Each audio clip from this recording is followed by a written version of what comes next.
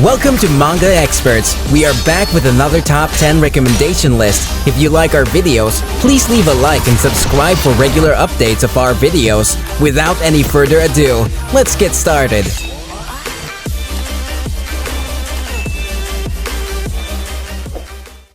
Number 10. The Mad Gate.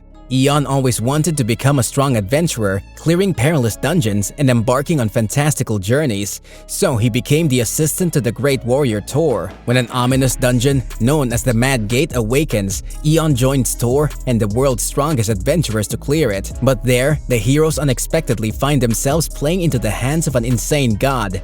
In the world of winners and losers, companions and betrayers, Eon will find the one path to attain his dreams at the Mad Gate, but at the cost of his insanity.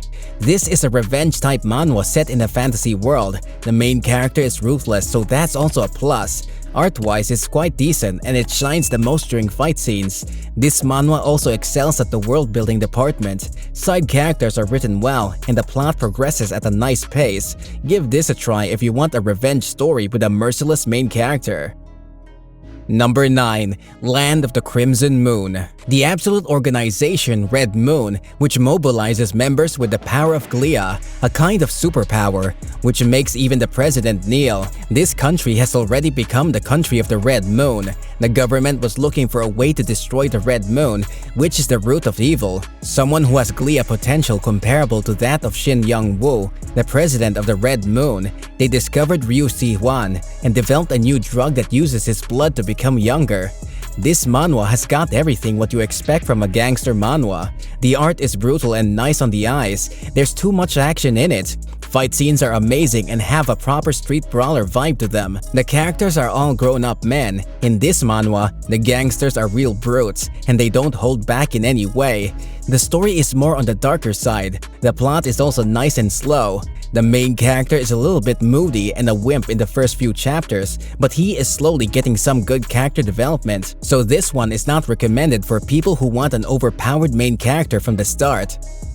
Number 8. Return of the Emperor Yi Xuan.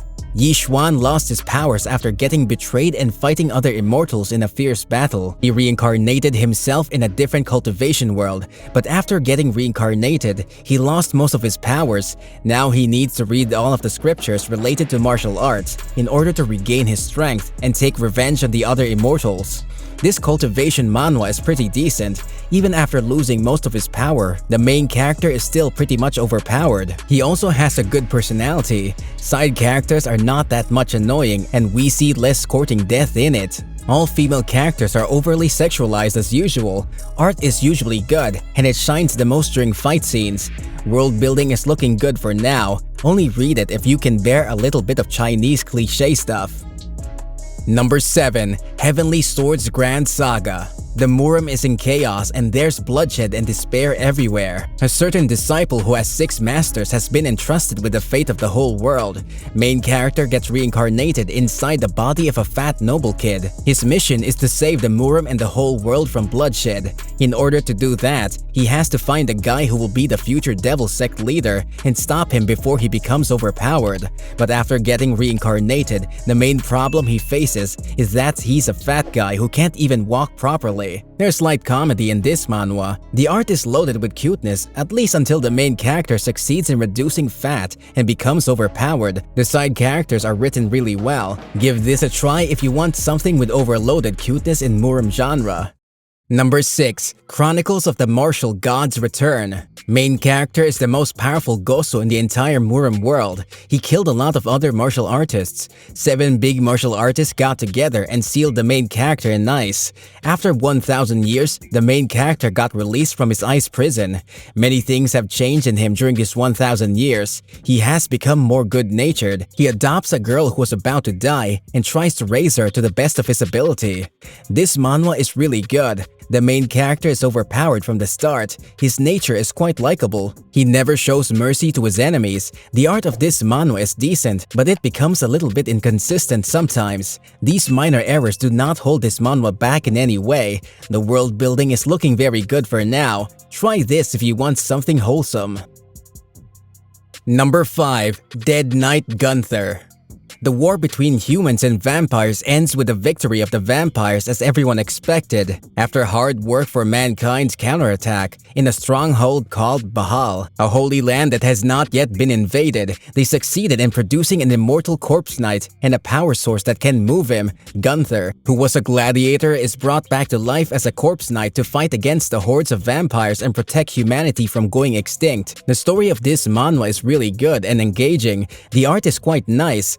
Character designs is a bit different from usual designs, and it gives vibes of a rough medieval dark fantasy.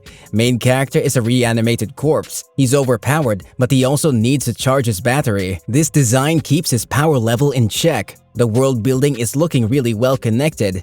Most of the characters have diverse personalities. Fight scenes are portrayed well. The only downside is that there are many errors in translation, but it's still understandable. This is recommended for every dark medieval fantasy genre lover. Number 4. God Tribe. Latte is a member of a near-extinct god tribe called the Huan tribe. He's being raised in the hands of the carnivore tribe on the remote carnivore island, far away from the mainland. The Huan tribe members being raised on the island are sent away to the Huan continent upon reaching adulthood, and Latte's older brother, Latz, has already left the island to live a new life in their homeland. But as Latte nears childhood, the secret of the island is revealed, plunging everything into turmoil.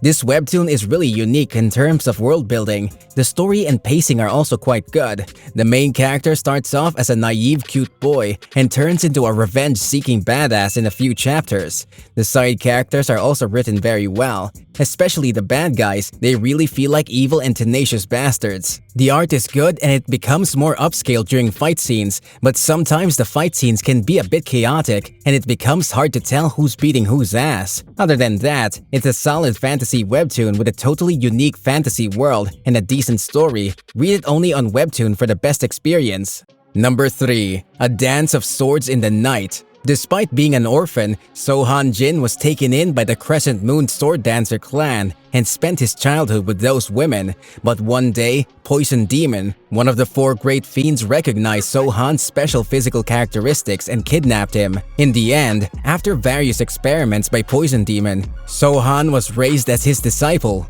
10 years later, he tried to look for any trace of the Crescent Moon Sword Dancer clan, but they had already disappeared at the hands of the Dark Path, which had control over his hometown.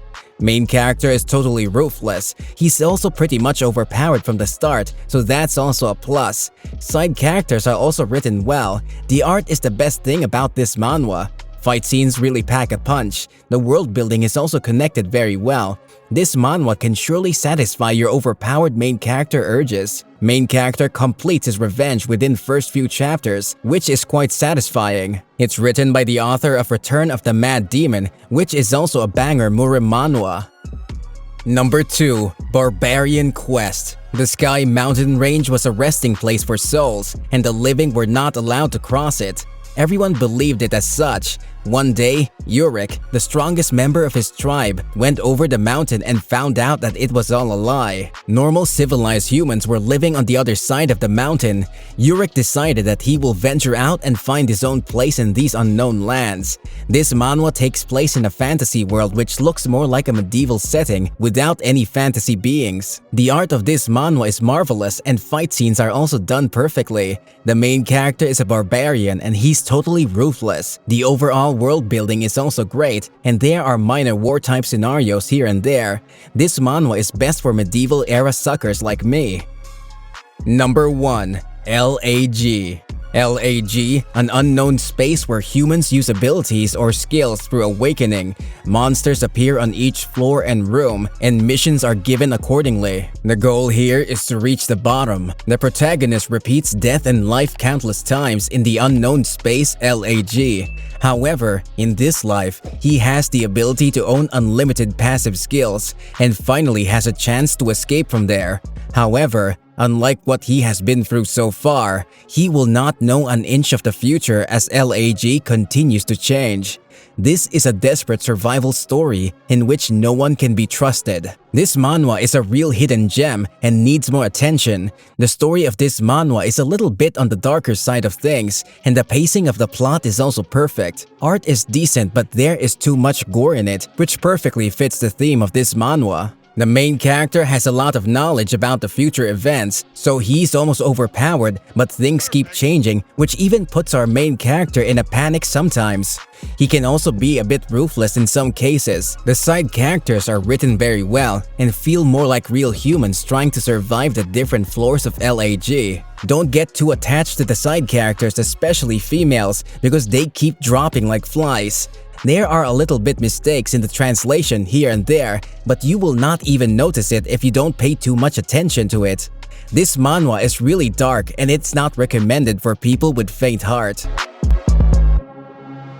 Do you agree with our picks? Check out our other videos for more suggestions, and don't forget to give us a like before going. Until then, take care and we will see you in our next video.